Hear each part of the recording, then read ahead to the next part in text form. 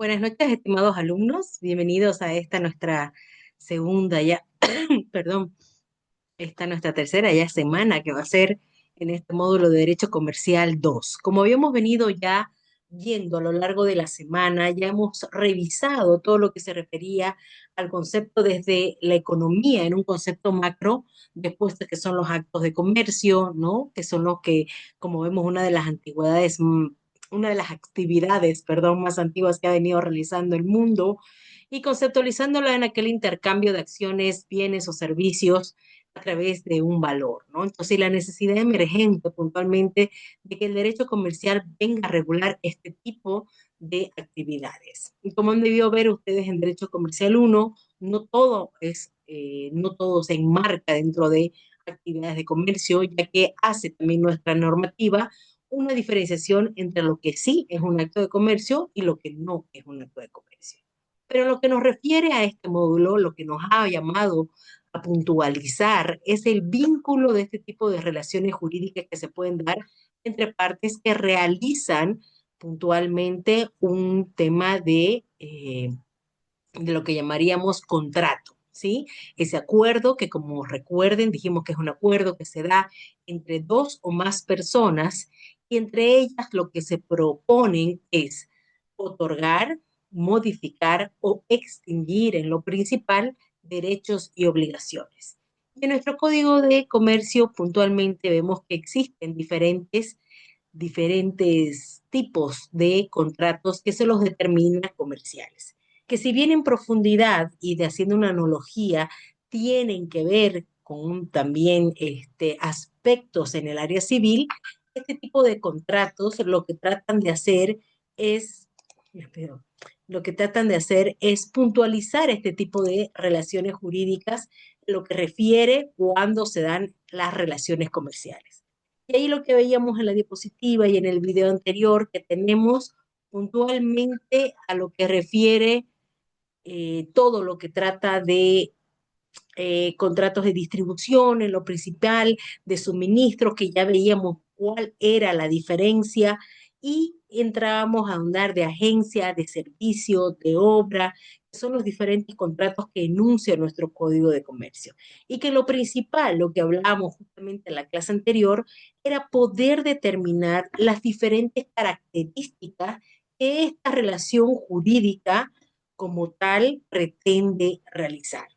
Es por esto que veníamos analizando el tema de las partes del contrato, ¿no? Lo importante, y tomábamos como ejemplo inclusive una presentación de una de las tareas que habíamos realizado ya como actividad desde el encabezado puntual del contrato, ¿sí? Haremos una revisión un poco más genérica para que ustedes puedan ver de seguir ahondando en las cuales son las partes del contrato.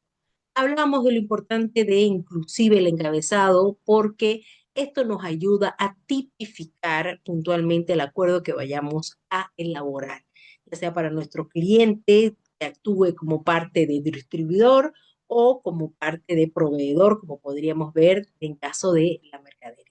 ¿Sí?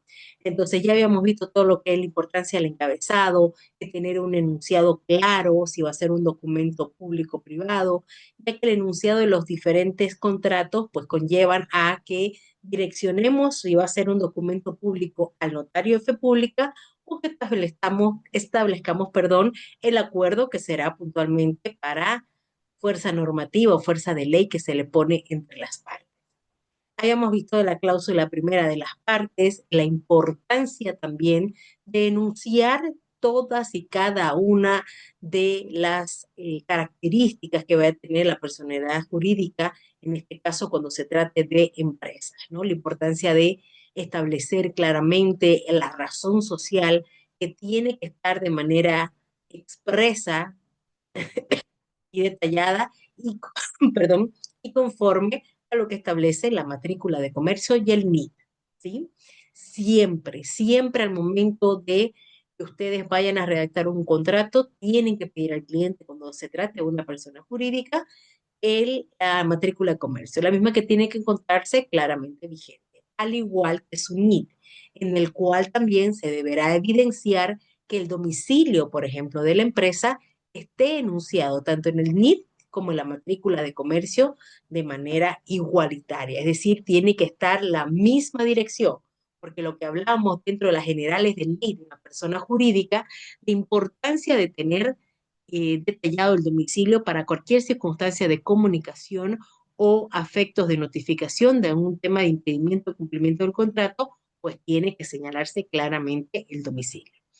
El poder de representación, lo que también habíamos visto, que tiene que tener las empresas, la persona que está actuando, la cual debería tener claramente dentro de su poder, ya sea especial o general, la facultad necesaria para poder realizar, en este caso, la suscripción de contratos. ¿Sí? Como decíamos, es muy importante revisar esa situación, esa facultad que debe tener el representante legal de la empresa para que nuestro contrato sea totalmente efectivo y eficaz al momento de su ejecución. ¿Sí? Entonces pasamos todo lo que era la parte de el apersonamiento de las partes, la cláusula antecedente, que decíamos que si bien no se da siempre, pero se estila en muchas veces poner, ¿no? Poner principalmente todo lo que refiere a ya sea antecedentes corporativos, ¿no? De las partes o ya sea también antecedentes del mismo vínculo laboral que se vaya, perdón, vínculo comercial que se vaya a establecer dentro del contrato. Es decir, el motivo, ¿no? De por qué se está realizando este presente acuerdo. ¿Sí? Y de ahí ya tenemos lo que compromete al objeto del contrato. Y veíamos la importancia de establecer de manera inequívoca y expresa este tipo de redacción, ¿cierto? Porque es muy importante el objeto del contrato, que debe ser lícito, lo que habíamos visto, tiene que ser preciso, tiene que ser claro, para que el cumplimiento por parte de ambas partes pueda efectivamente llegar a buen puerto. ¿No? Entonces, no es lo mismo que hablamos de distribución, que hablan de suministro, que hablar de un servicio, no era lo mismo, ¿no?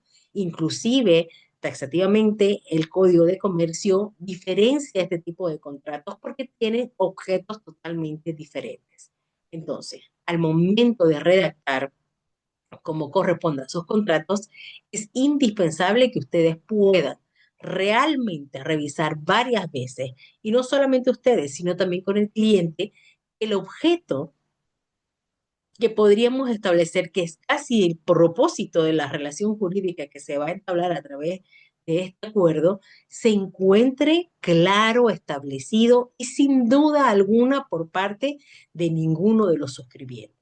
¿Sí? Entonces es importante al momento de redactar lo que les decía, cuidar las palabras, cuáles son los alcances de las palabras que ustedes vayan a, a utilizar. En este caso hablamos que en el contrato de distribución hablamos no de una compraventa puntual de una mercadería, sino que principalmente la transferencia de derechos de distribución de cierto tipo de mercadería, dónde se iba a localizar y de qué manera se iba a distribuir, perdón, el alcance de esta mercadería. ¿No? Entonces ahí va la importancia puntual del objeto del contrato. Y de ahí ya tenemos cláusulas que son también de importante irrelevancia, como ser las obligaciones de las partes, ¿no? En este caso dice se compromete a garantizar el abastecimiento continuo, que hablamos ya puntualmente de un suministro por parte del proveedor. Aquí le pusieron en el caso del comprador, que ya habíamos visto la importancia de establecer cuál era el término correcto, ya que el distribuidor no compra de manera directa del proveedor. Otra de las cláusulas importantes que tenemos acá será el precio y la forma de pago, la duración y la renovación que se pueda dar, las penalidades que conjuntamente, como veíamos con ustedes, también es importante en caso de incumplimiento, ¿sí? Que estas penalidades claramente también deberán ser acordadas con las partes para estar plenamente de acuerdo. Y la redacción de los alcances que se vayan a hacer en este tipo de contratos comerciales, pues será indispensable, al igual que el objeto, la claridad en alcance y las condiciones para que apliquen estas penalidades tienen que estar de manera tan clara que ninguna de las partes presente objeción al momento de que se vaya a efectivizar este tipo de multas, ¿sí? Cláusulas adicionales que podemos revisar, como les establecía. Si aquí tenemos que también tener el tema de la congruencia, si aquí vamos a poner cláusulas adicionales, el número de cláusulas. Esta será, por ejemplo, la cláusula sexta, lo que veíamos aquí, sexta, que podemos poner conforme estamos cumpliendo el formato anterior, podríamos poner condiciones adicionales más que, o lo que establece también la normativa, las causales de fuerza mayor o caso fortuito, ¿sí? Donde las partes también deben entender y lo que les decía, este caso de fuerza mayor o caso fortuito que se estila poner dentro de los contratos, principalmente refiere a situaciones que no van a estar a control de las partes para poder, de alguna manera, aplazar el cumplimiento. Pero es de suma importancia que ustedes también como abogados puedan condicionar esa fuerza mayor a que claramente la misma sea verificable, ¿sí? No simplemente a declaración de una de las partes, sino que efectivamente tanto la fuerza mayor como el tema del caso fortuito tienen que ser verificables, ¿sí? Otra de las condiciones también que pone aquí en este modelo de contrato, yo lo hubiera puesto, como les decía, separada, por ahí una cláusula, ¿no? Cláusula séptima, una cláusula séptima referida a la confidencialidad, ¿no? Las partes, dice, se comprometen a mantener confidencialidad de toda la información que les haya sido comunicada durante la ejecución del contrato, incluyendo aquella que sea de dominio público o que ya poseyera legalmente antes de ser comunicada. ¿Se puede ampliar esta cláusula? Se puede. Y se puede establecer, por ejemplo, cuál es la información que se puede declarar confidencial y cuál de uso público para que ambas partes, si es que se requiriera para alguna situación, pueda esta ser compartida, ya sea con personal propio de la empresa o por cualquier, por ejemplo, un subcontratado, digamos, ¿no? Por un tema de logística o lo que fuere, ¿sí? Entonces, la confidencialidad también tiene que estar claramente establecida respecto puntualmente a los alcances de lo que se pretende, ¿sí? La cláusula de resolución, que también deberíamos poner, como decía, para un tema de congruencia, poner el número de la cláusula, una cláusula octava probablemente de la resolución de controversias y jurisdicción, que en este caso han acordado que sea competencia de los juzgados, ¿no? Comerciales, o sea, por la vía jurisdiccional, no arbitral, como dijimos que lo íbamos a ver qué se refiere y puntualmente cómo se lleva adelante un arbitraje, y como les decía, en la mayoría de las relaciones comerciales tratan de irse por la vía arbitral antes que la comercial por un tema principalmente de tecnicismo y conocimiento de las personas que puedan con cierta competencia adicional poder dirimir cierto tipo de conflictos que podrían nacer de este contrato, ¿sí? Y nuevamente acá ponemos el tema de la cláusula, perdón, de la cláusula referente a la aceptación y firmas, ¿no? Y en prueba de conformidad le pusieron en este contrato con todo lo establecido, ambas partes firman el presente contrato. Se puede hacer con otro estilo, obviamente, haciendo declaraciones, como les decía, expresas de la conformidad, del entendimiento de cada una de las cláusulas, que como le comentaba, es indispensable poder realizarlo de esta manera, ¿sí? ¿Por qué? Porque de esta forma permitimos que las partes no reculen a posterior, indicando que por ahí ellos no entendieron algún alcance de alguna de las cláusulas, ¿no? Establecidas dentro del acuerdo. Entonces, hasta aquí ya llevamos viendo lo que veíamos, todo lo que refiere al tema de la economía en un concepto macro, a qué refiere un acto de comercio, el nacimiento del derecho comercial y ya entrando al tema de los contratos, hicimos una antesala de lo que refiere a las obligaciones, de ese artículo tan maravilloso que tuvimos la oportunidad de leer, de hacer un pequeño resumen, inclusive una valoración, de que refería a la importancia de entender la fuente de las obligaciones, su tipicidad de las obligaciones, para también entender qué obligaciones estoy contratando, ya sea, se acuerdan, la primera clasificación de dar, hacer o de no hacer.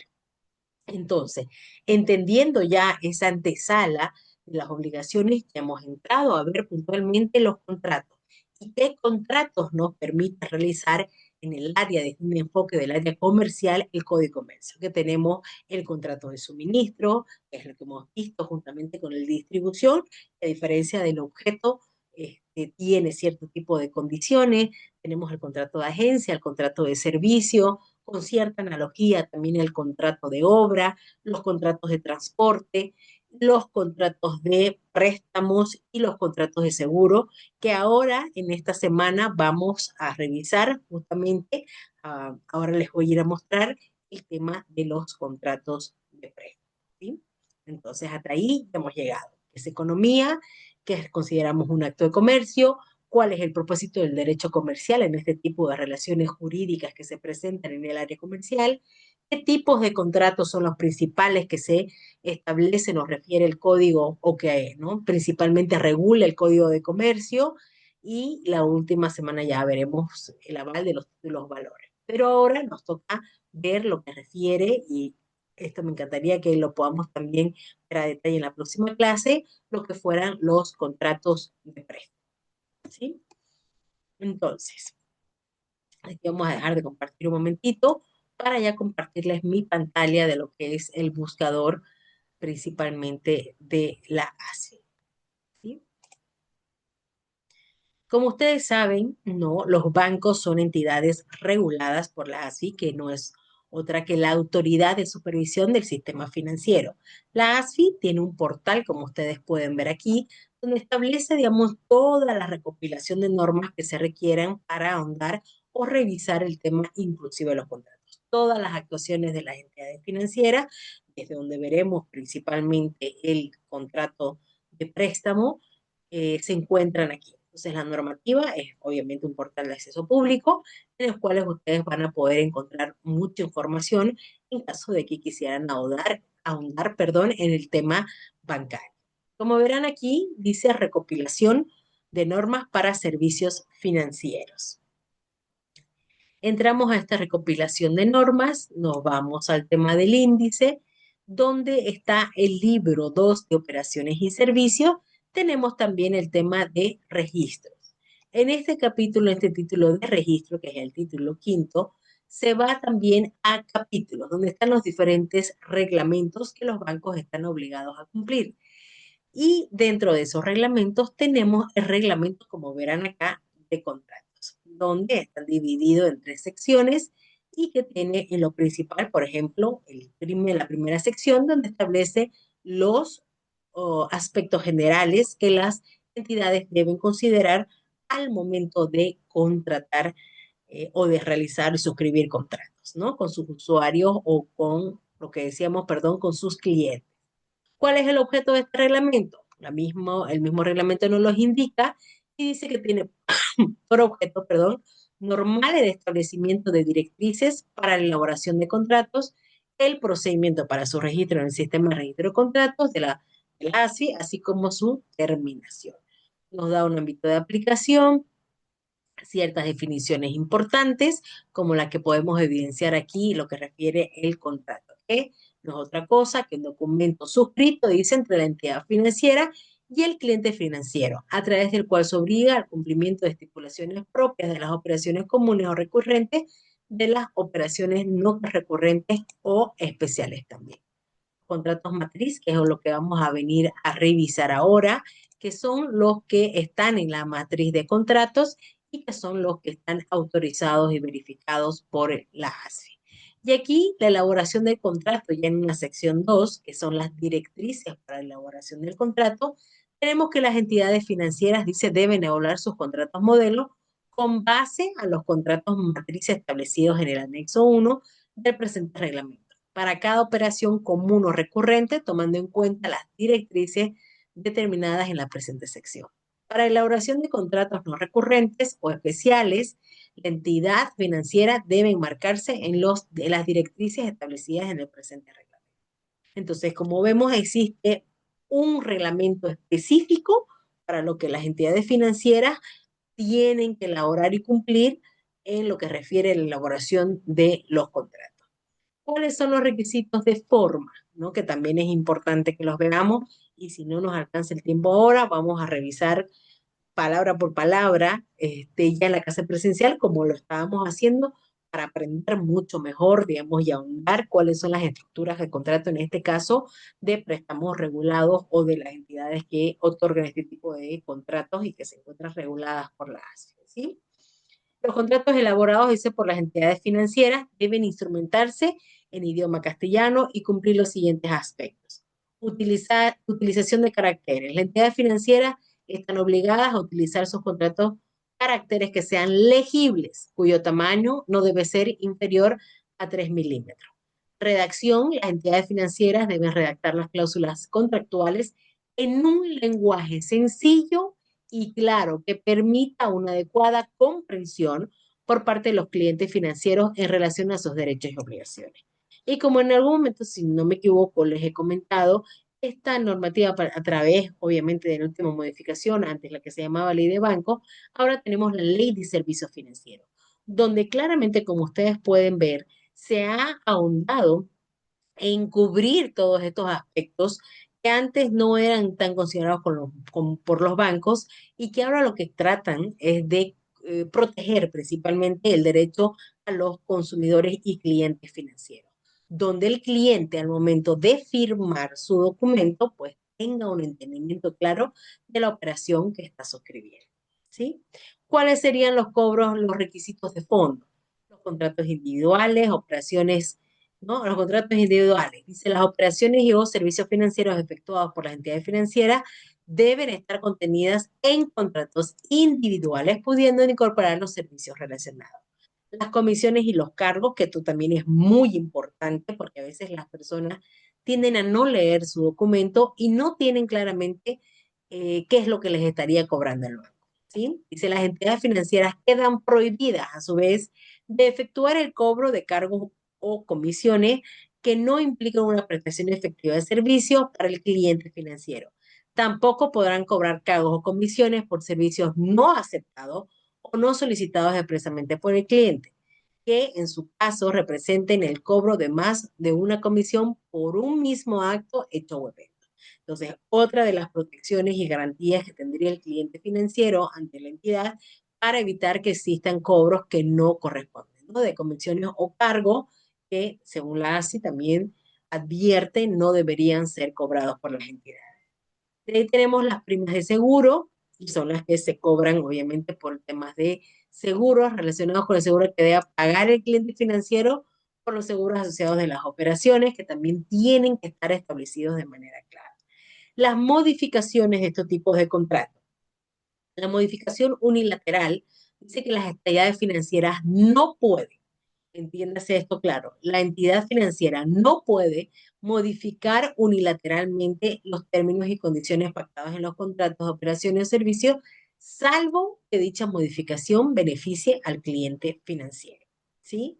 De ahí tenemos los castigos de crédito, la información que debe tener respecto a las tasas de interés, ¿no? Que ya va también acorde con otros reglamentos que nos direcciona, y la prohibición de las cláusulas abusivas que podrían existir dentro de este tipo de documentos, ¿sí? Entonces, les voy a pasar de nuevo también el link para que ustedes puedan ingresar y poder confirmar, digamos, esta situación o darle una buena leída a este reglamento, ¿sí? Entonces, serán, dice, consideradas como cláusulas abusivas de manera iniciativa y alimentativa las referidas a exonerar y liberar de responsabilidad a la entidad financiera por contingencias que se preparen, renunciar a algún tipo de derecho, digamos, no de reclamar, ¿no? Que dice renuncia, exclusión o limitación de los derechos del cliente financiero, así como la renuncia o restricción de formular reclamos. Contener cualquier precepto que imponga la carga de la prueba en perjuicio del cliente financiero. La renuncia del cliente financiero al derecho a ser resarcido o reembolsado en cualquier erogación que sea indebidamente cobrada. Facultar a la entidad financiera suministrar otros productos y servicios no incluidos en el contrato sin la previa y expresa aceptación del cliente financiero y o imponiéndole un plazo para comunicar que no los acepta, ¿sí? Facultar a la entidad financiera a realizar débitos automáticos por las operaciones financieras que se encuentren en un estado de ejecución. Establecer la posibilidad de que se proceda a la retención de fondos sin previa orden o instrucción emitida por autoridad competente, la incorporación de cláusulas que dispongan la celebración del contrato sin justificativo técnico legal y facultar a la entidad a utilizar y compartir información personal. Eso también vamos a verlo al momento de que leamos la cláusula puntualmente. Es una de las situaciones que más procede el banco. Entonces, como vemos, aquí están las directrices expresadas de manera clara y literal de lo que debe la entidad financiera proteger o custodiar al momento de suscribir un contrato. Y aquí en el anexo 1, que es lo que vamos a revisar cláusula por cláusula, tenemos la matriz de los diferentes contratos. En este caso nos interesará ver, ¿no? Lo particular, quisiera que podamos revisar un contrato, por ejemplo, de préstamo de dinero direccionado al sector productivo, que tiene algunas condiciones adicionales que son muy interesantes para que ustedes la puedan revisar, y o un contrato de crédito o de línea de crédito que muchos de ustedes probablemente de manera futura también van a contratar en su momento con alguna entidad.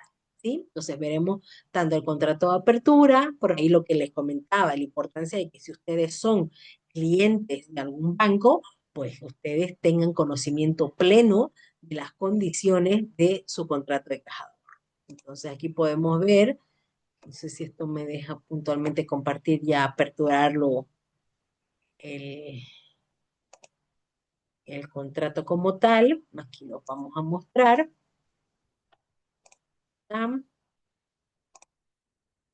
¿No? Entonces ustedes, como pueden ver, allá el anexo establece todas y cada una de las cláusulas que debe contener el contrato, el objeto, el plazo, los depósitos que se deben dar, los retiros, la administración de fondos, la capitalización de intereses, servicios adicionales. Entonces esto estamos hablando ya de un contrato que también está enunciado como uno en el artículo 6, como uno de los actos de comercio, solo que al tratarse de entidades reguladas como los bancos, estos contratos son obviamente avalados por la ASFI, ¿no? Que es la entidad, que es la autoridad, perdón, que se encarga de supervisar este tipo de entidades. Entonces ya da la plantilla, por así decirlo, donde cada una de las cláusulas viene plenamente revisada y que los bancos además deben de manera obligatoria cumplir con cada una de ellas. Entonces, ya avanzamos. Lo único que nos faltaría ver ahora, digamos, a lo largo de la semana que lo vamos a revisar, sería el contrato de seguros puntualmente, ¿sí? Que vamos a dejar de compartir. Entonces, hasta ahora, ya en esta semana, seguimos viendo con la terminología de lo que es contrato. La importancia de los contratos comerciales, la importancia de su estructura principalmente, y la importancia de la redacción casi perfecta que se debía tener en los mismos para evitar contingencias que se puedan presentar a futuro entre las partes que realizan este tipo de acuerdos. ¿Sí? Bueno, por favor, lean el Código de Comercio respecto a todos los contratos que hemos establecido. Para eso hicieron también el cuadro comparativo para que ustedes tengan claridad de qué tipo de contratos comerciales establece nuestro Código de Comercio, que tengan claridad en el tipo de obligaciones que se pueden generar y que se deben generar para cada uno de estos tipos de contratos. ¿Sí? Antes de entrar de manera previa, y importante, obviamente, en cuanto a practicidad, veremos cada una de las partes que corresponde para este tipo de contratos por parte de las entidades financieras, viendo, obviamente, la importancia que tiene el contrato de préstamo, obviamente, en toda relación jurídica de un enfoque comercial. Gracias.